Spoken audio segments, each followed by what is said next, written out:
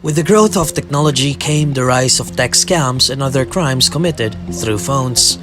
To help minimize these crimes and catch perpetrators, President Ferdinand Bongbong Marcos Jr. signed his first law as chief executive, the SIM Card Registration Act.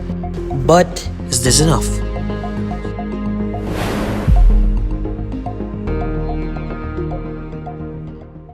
Aside from being a tricycle driver, Reynold also works as a food delivery rider.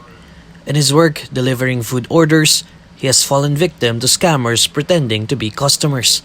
Reynold said at times, food orders placed by scammers amount to thousands of pesos. Kasi sa akin naranasan ko yung pupuntahan na namin yung pagdideliveran namin, sabay hindi na makontak, ganun. Siyempre naawa rin, abala yun, siyempre. Abala sa amin yun. For Reynold, the newly signed SIM Card Registration Act will help prevent the rise of scammers. Maganda na rin.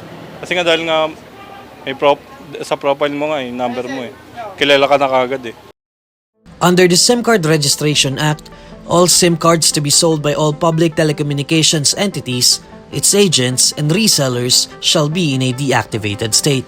It shall only be activated after the end user completes the process of registration.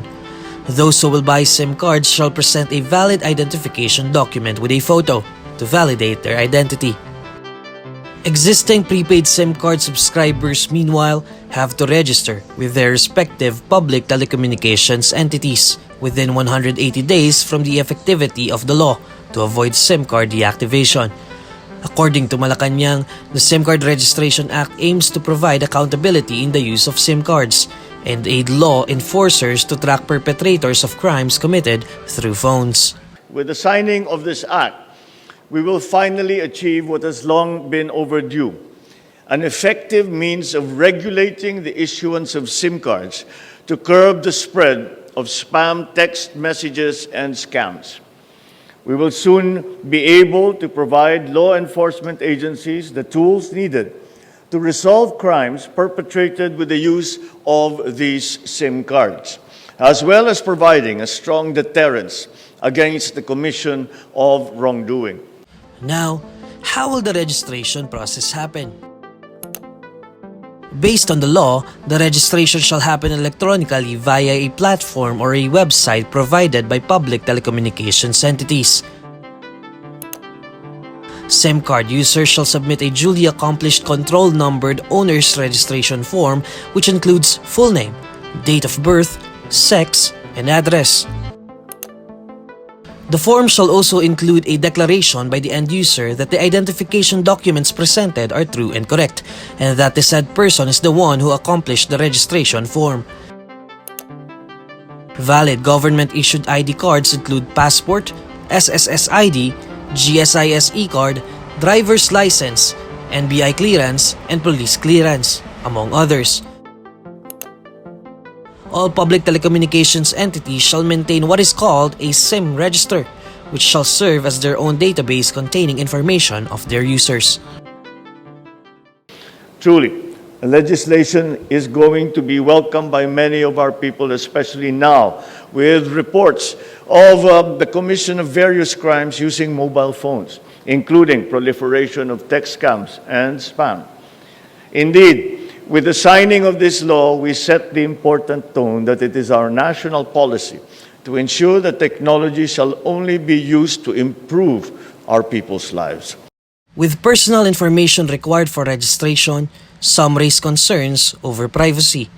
Renato Reyes, Secretary General of the group Bagong Alyansang Makabayan or Bayan, pointed out the possibility of the law being used as a weapon against critics of the administration. The main concern here is privacy because people will lose anonymity and there is a valid concern regarding the abuses that government may commit should they obtain personal information related to cell phone numbers. We have a very abusive regime.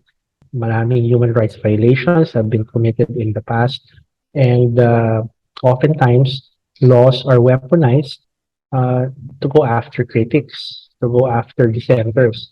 So this is not just about cell phone scammers, text scams, online scams. This can potentially be used against those who are critical of the regime. The law states that it is the responsibility of public telecommunications entities to ensure that the end user's data are secured and protected at all times. The law also has a confidentiality clause stating that any information and data obtained in the registration process shall be treated as confidential and shall not be disclosed to any person.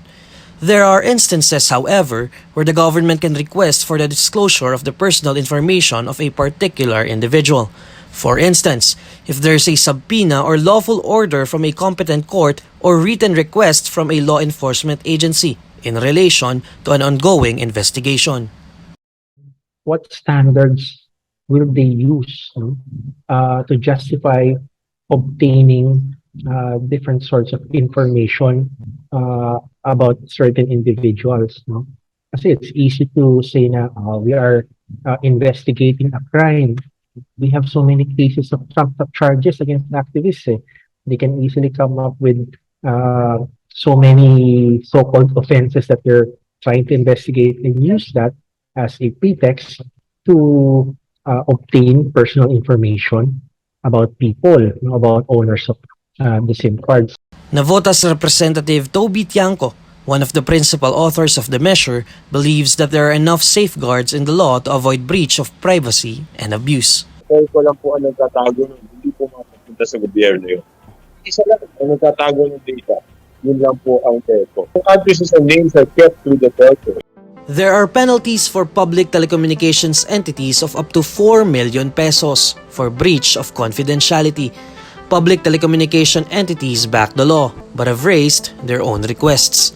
Smart Communications Incorporated pointed out that public telecommunications entities have called for more time to prepare and test its systems to ensure the safety of information that will be collected from their subscribers. Both Globe and Dito Telecommunity, meanwhile, seek the full rollout of the national ID system, noting that identification documents to be submitted by SIM card users can easily be falsified. The National Privacy Commission said that while there are risks, there are also enough safeguards in the measure. Any database naman na existing there are really there could be risks involved when we do have such databases, specifically in this case the SIM card registration. I think there are enough safeguards, although yun nga we cannot say for sure na 100% secure itong magiging database na to kasi there's always a risk for personal data breaches. Pero I think this current version is much better than the last versions. Ang kailangan na lang talaga natin dito is ma-explain sa ating mga subscribers, sa mga data subjects kung bakit, ano ba yung rationale nitong pag-register ng SIM and ano yung mga karapatan nila under the SIM Registration Act as well as the Data Privacy Act. In many countries, there have been data leaks, databases being compromised, information about account holders being made public. Do we really want to take that risk? Of course, the telcos will say, we will not let that happen, pero it has happened in other jurisdictions. So, ang sa amin, do we really want to take that risk, na gawing vulnerable yung personal information ng mga tao at madaling i-harvest yung mga data na ito. Former President Rodrigo Duterte vetoed the first ratified version of SIM card registration bill earlier this year because it also included mandatory registration of social media accounts. This is Neil Mercado for INQUIRER.net.